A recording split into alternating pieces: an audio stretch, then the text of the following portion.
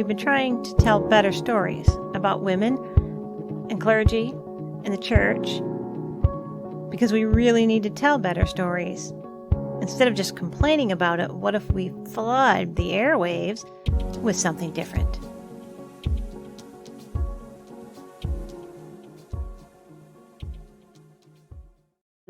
Sometimes in the church,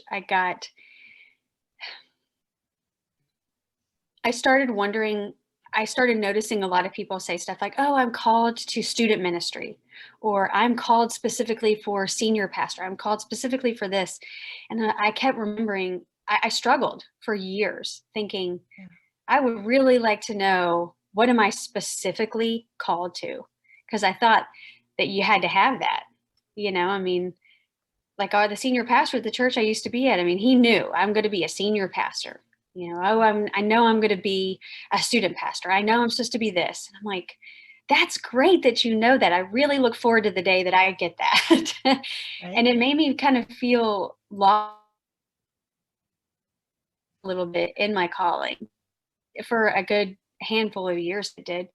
Because I thought, well, how do you get that? How do you know that? And people would ask, whenever I would, because I worked at that church for 10 years. And they would ask you, what do you feel like God wants you to do?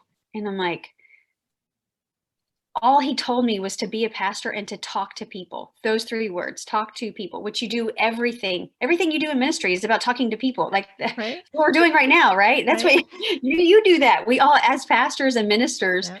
That's what we do. We talk to people. And I just felt, I knew I was called, but I was honestly slightly jealous of those who knew I'm supposed to do this. Right. And then as I got more and more, I guess I would say, submitting more of like my heart to God and my calling to the Lord, I realized, he created me and he knows it would be like me to not want to be just this one thing. Like, why can't I go do any? And that's when I realized, oh, you didn't place me to just do one thing. And there's nothing wrong. And there's everything beautiful for those who are called to be a senior pastor of a church for 30, 50 years, whatever, and pass the torch to the next generation. That's beautiful.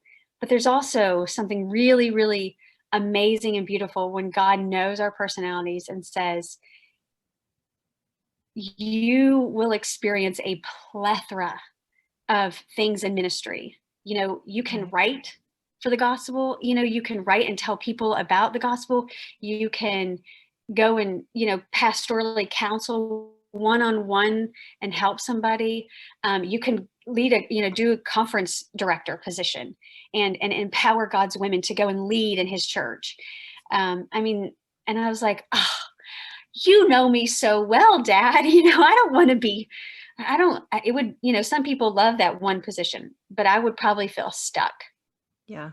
And he knew that. He knew that I would want a variety. I would love the adventure of, where are we going next? Who are we going to meet? What are we going to do?